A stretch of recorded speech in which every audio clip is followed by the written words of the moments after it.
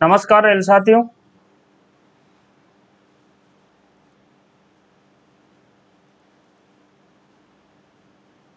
इस वीडियो में आपका स्वागत है और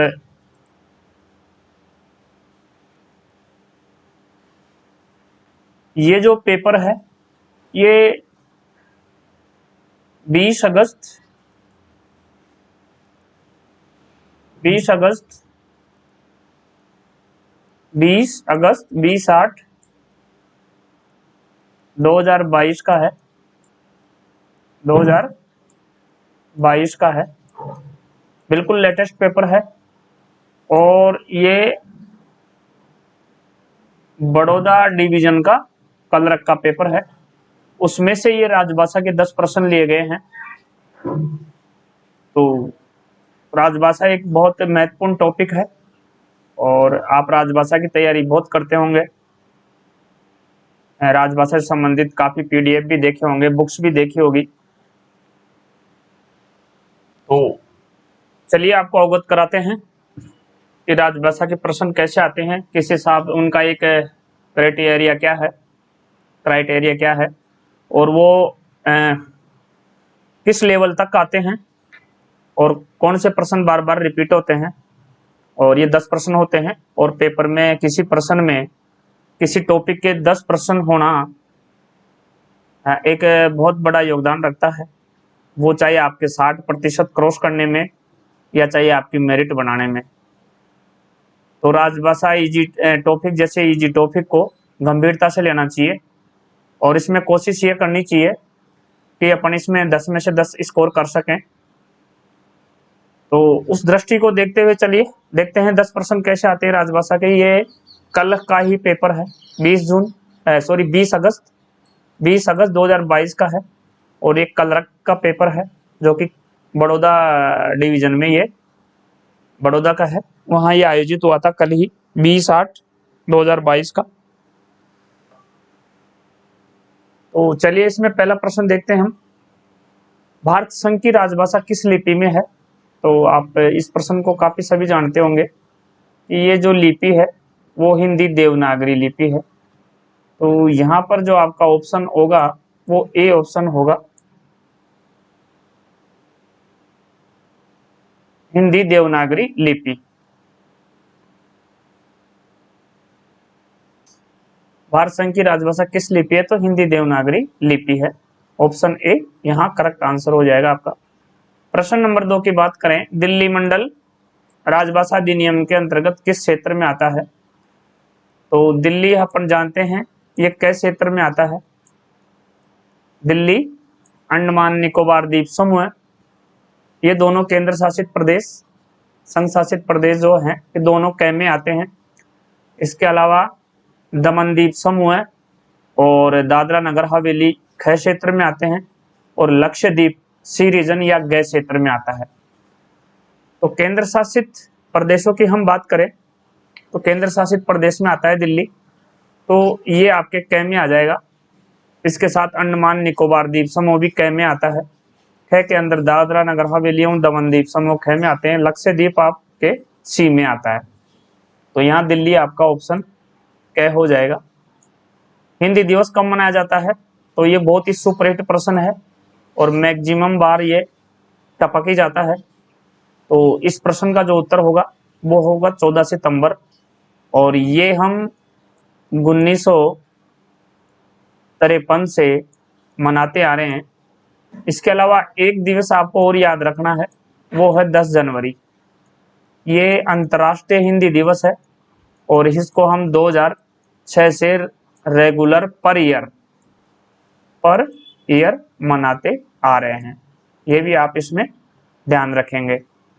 प्रश्न नंबर 104 है, राजभाषा नियम के अनुसार भारत को कितने क्षेत्रों में बांटा गया है? तो ये 3 क्षेत्रों में बांटा गया है। क्या है व ग। अंग्रेजी में ए, बी व सी रीजन, ध्यान रखिएगा। अंग्रेजी में ए, बी व सी रीजन। तो ये 3 क्षेत्र आपका यहाँ करेक्ट आंसर है, ऑप्शन बी। केंद्रीय हिंदी समिति के चेयरमैन कौन होते हैं? तो ये अपने सम्माननीय आदरणीय माननीय श्री प्रधानमंत्री जी होते हैं और वर्तमान में श्री नरेंद्र मोदी जी भारत के प्रधानमंत्री हैं, ये आप सब जानते हैं। तो यहाँ जो केंद्रीय हिंदी समिति के जो चेयरमैन होते हैं वो प्रधानमंत्री जी होते हैं। ऑप्शन बी आपका ये करेक्ट आंसर है और ये सुपरहिट प्रश्न है। राजभाषा नियमानुसार तमिलनाडु किस क्षेत्र में आता है? तो राजभाषा जो नियम है उसके अनुसार तमिलनाडु क्षेत्र ना तो कै में आता है, ना ख में आता है, ना ग में आता है। ये आपके किसी भी क्षेत्र में नहीं आता है। तो यहाँ आपका ऑप्शन इनमें से कोई नहीं, डी आंसर यहाँ आपका करेक्ट हो जाएगा। ये ध्यान रखिएगा, ये स्पेशल प्रश्न है और कई बार पूछा जाता है कि तमिलनाडु किस क्षेत्र में आता है। तो राजभाषा जो नियम है वो तमिलनाडु को छोड़ करके राजभाषा जो नियम है, ये राजभाषा नियम है, ये राजभाषा नियम है जो 17 जुलाई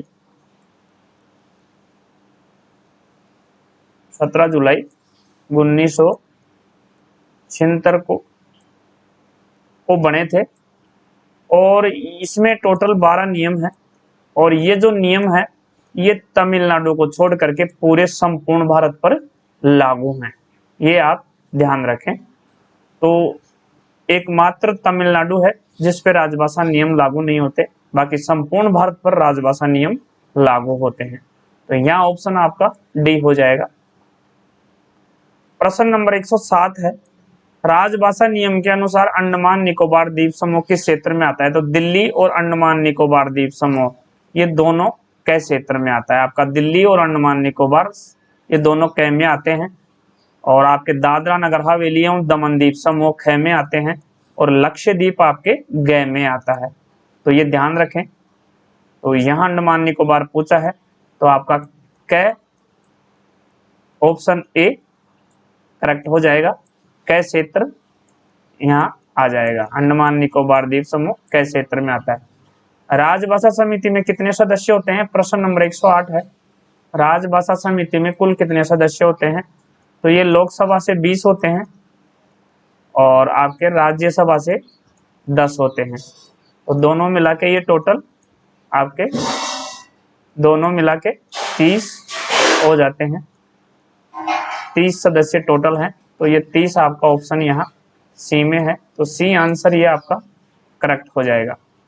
प्रश्न नंबर 109 है, केंद्र सरकार कर्मचारियों के लिए निर्धारित प्रारंभिक हिंदी पाठ्यक्रम कौन सा है? तो प्रारंभिक ये पाठ्यक्रम 3 होते हैं, प्रबोध, प्रवीण और प्रज्ञा। तो ये प्रबोध होता है, ये प्रारंभिक पाठ्यक्रम होता है, ये आपका प्रारंभिक पाठ्यक्रम होता है, प्रारंभिक पाठ्यक्रम होता है और इसका जो कार्य दिवस होता है वो 25 दिन का होता है और प्रवीण का 20 दिन का होता है और प्रज्ञा का 15 दिन का होता है। ये भी आप यहाँ ध्यान में रखें। प्रबोध प्राइमरी लेवल का होता है यानी 1 से 5 तक होता है, प्रवीण मिडिल लेवल का होता है यानी 6 से 8 तक का होता है और प्रज्ञा है जो आपके सेकेंडरी लेवल का होता है यानी 8 से 10 तक का होता है। इनकी परीक्षाएं साल में 2 बार होती है, एक बार मई में होती है, एक बार आपके नवंबर में होती है, ये भी आप यहाँ ध्यान रखें। तो केंद्र सरकार द्वारा कर्मचारियों के लिए 3 हिंदी पाठ्यक्रम है, प्रबोध, प्रवीण और प्रज्ञा। एक पारंगत होता है जो इसी का रूप है, वो प्रज्ञा में आ जाता है, इसलिए हमेशा 3 पाठ्यक्रम ही माने गए हैं। चलिए प्रश्न नंबर 110 है, हिंदी को राजभाषा के रूप में संवैधानिक मान्यता कब मिली? तो ये 14 सितंबर 1949 को मिली। ये बहुत ही सुपरहिट प्रश्न है, मैक्सिमम बार रिपीट होता है। तो ये आपका 14 सितंबर 1949 ऑप्शन बी यहाँ करेक्ट आंसर है। तो ये थे साथियों जूनियर कलर का पेपर था ये, और ये 20 अगस्त 2022 को आयोजित हुआ था। इसके 10 महत्वपूर्ण राजभाषा के प्रश्न हम इस पेपर से लिए हैं, बिल्कुल लेटेस्ट पेपर है तो 10 प्रश्न इसमें देखा है हमने कैसे प्रश्न आए हैं राजभाषा के। तो चलिए साथियों, ये थे महत्वपूर्ण 10 राजभाषा के प्रश्न जो कि आपको राजभाषा समझने में काफी हेल्प करेंगे कि अपनी तैयारी का लेवल कैसा होना चाहिए, किस तरह से अपनी तैयारी करनी चाहिए। राजभाषा में पढ़ने के लिए भी मैटर बहुत है, लेकिन अपने को ये ध्यान रखना है कि अपने को कौन सा मैटर पढ़ना है, कौन सा टॉपिक पढ़ना है और किस टाइप का पढ़ना है। तो ये आइडिया अपने को ज़्यादा से ज़्यादा ऑब्जेक्टिव प्रश्न हल करने से ही पता लगेगा, और वो भी अपन जो एग्जाम के पेपर जो प्रश्न पत्रों में पूछे जा रहे हैं करंट में, उन प्रश्नों को देखते हुए ही अपने को तैयारी को आयाम देना चाहिए। तो इसी के साथ नमस्कार साथियों, फिर मिलेंगे हम एक नए वीडियो में नए पेपर के साथ। तब तक आज्ञा दीजिए, नमस्कार।